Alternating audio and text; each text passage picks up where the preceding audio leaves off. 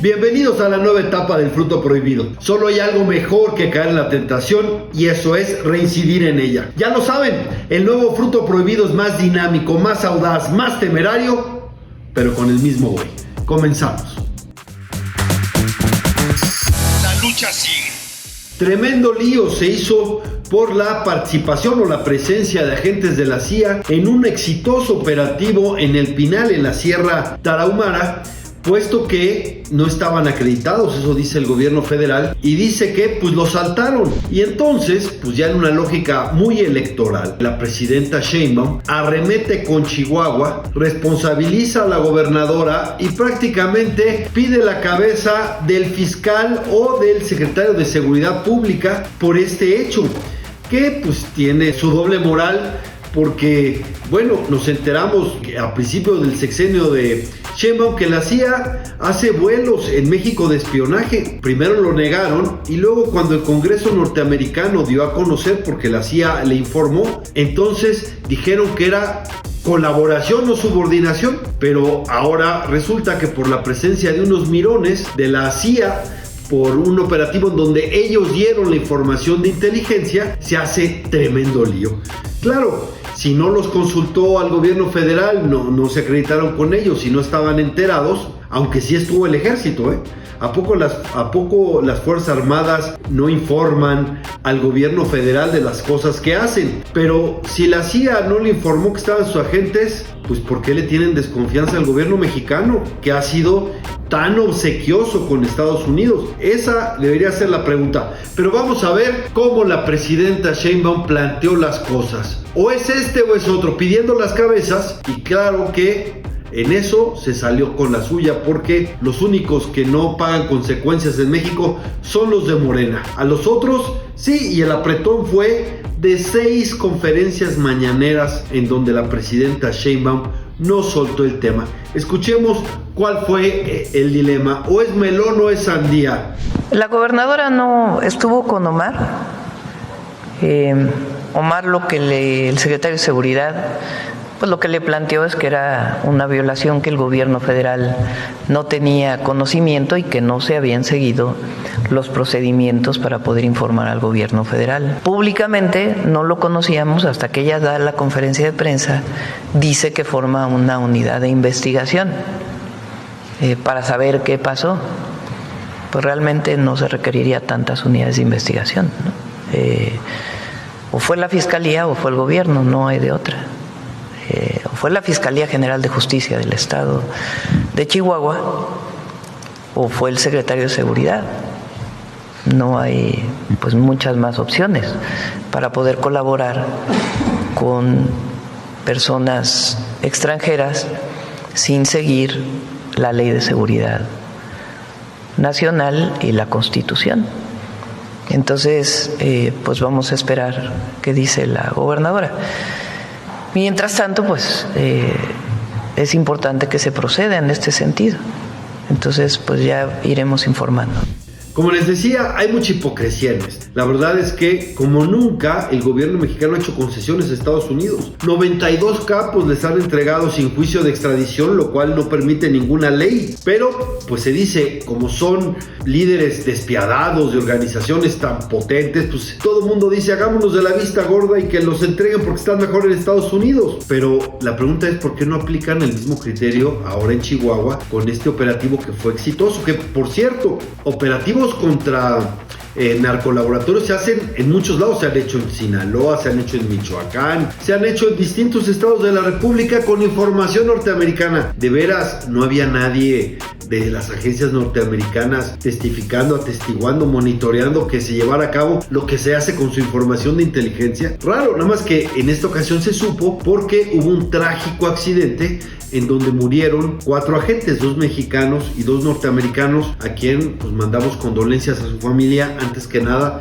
pues murieron en el cumplimiento de su deber, pero esto ha desatado pues un conflicto, una rispidez, y ya renunció, como les dije, el fiscal, que pues la verdad es que la presidenta pidió la cabeza. Ya ahí sí hay consecuencias, no en otras cosas, no en muchas otras. Incluso hay quien confiesa delitos de parte de la 4T y no pasa nada, se caen metros y no pasa nada, pero aquí por un operativo por este asunto de que los 2 agentes de la CIA que cayeron en esto, que ha trascendido que son ellos, pues no se acreditaron, seguramente por desconfianza. Pero veamos lo que dice Maru Campos, ahora sí que por alusiones.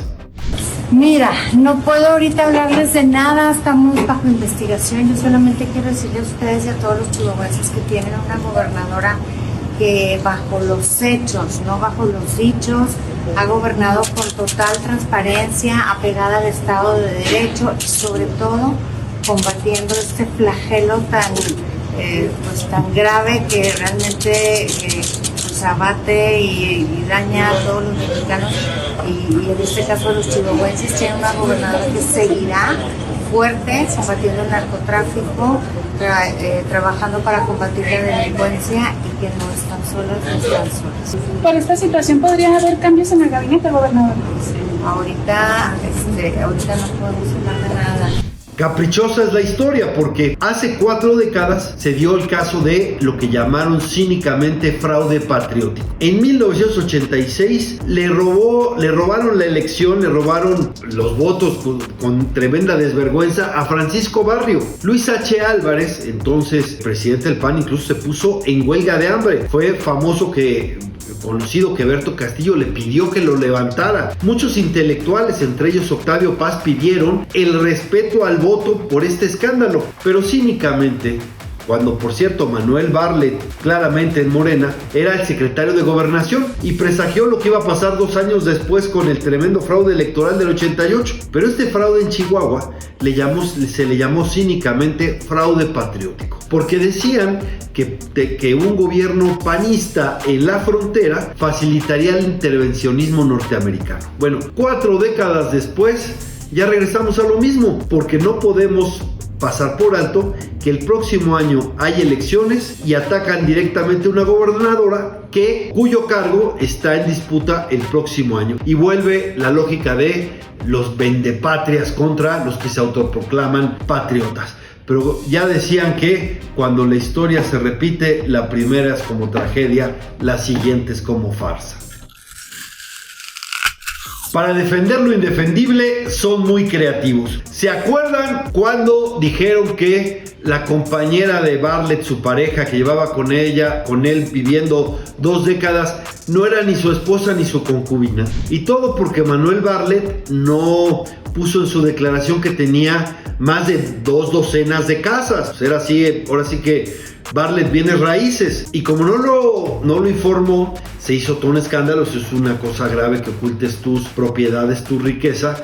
Y entonces la entonces secretaria de la Función Pública se aventó la puntada de decir, es que, como ya saben, la compañera de Bartlett, la pareja, no tenía una sola propiedad hasta que empezaron a vivir juntos, pero como tiene muchas, ahora dijo que no las tuvo que haber informado porque no es ni esposa ni concubina. Pues no sé entonces qué es, ¿no? Es una cosa medio extraña. Pero bueno, los creadores de esa maroma ahora sacan que no hay un reglamento sobre embajadas. Y como no hay un reglamento sobre uso de embajadas, entonces no está prohibido el peculado. Todo esto a raíz de que Marcelo Ebrard, junto a la presidenta, frente a la presidenta, en la mañanera, confesó que hizo gestiones con la que era embajadora del Reino Unido, Josefa González Blanco. Hizo gestiones para que su hijo se quedara ahí meses. Él dice que 6 meses, hay versiones de 8 meses, pero que su hijo se quedó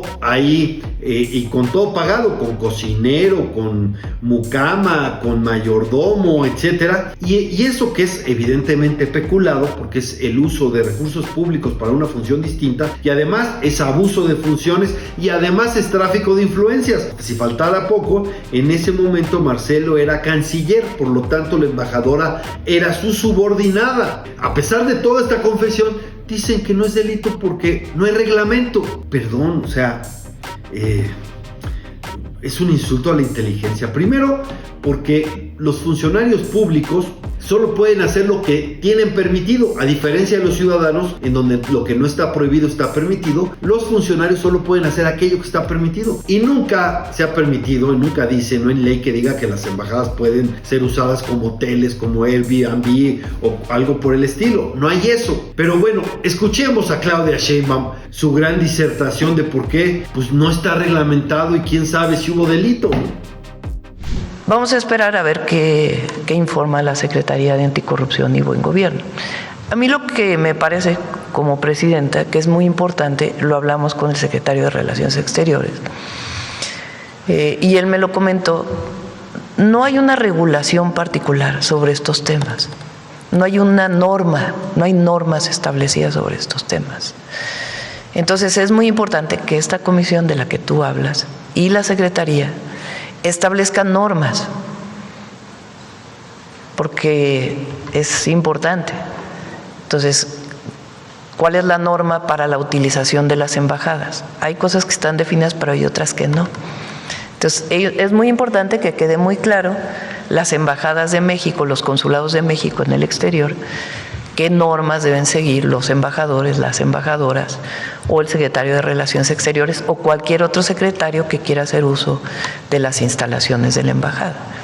Entonces es muy importante que dejemos claro eso para que no esté sujeto a ninguna interpretación. Entonces en eso ya está trabajando el secretario de Relaciones Exteriores con esta comisión, y aparte pues le correspondería a la Secretaría definir si hubo alguna violación, alguna norma o no. El problema es el mensaje, la tremenda impunidad.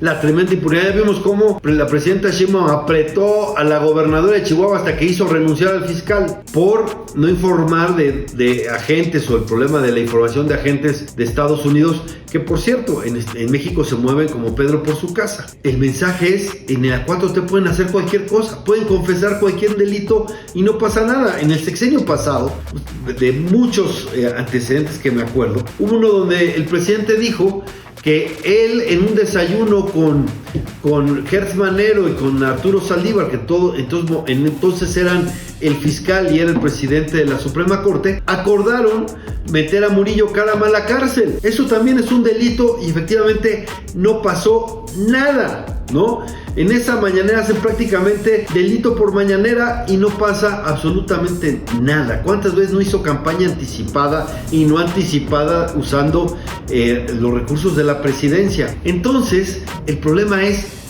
y este es el punto central, ¿cómo podemos tener Estado de Derecho si quienes son los encargados de hacer valer la ley son los primeros que la violan? Y con descaro y con desfachatez presumen su impunidad. Ahora resulta que porque no hay reglamento de embajadas puede haber peculado. La verdad es que ahora sí que ¿a dónde vamos a parar?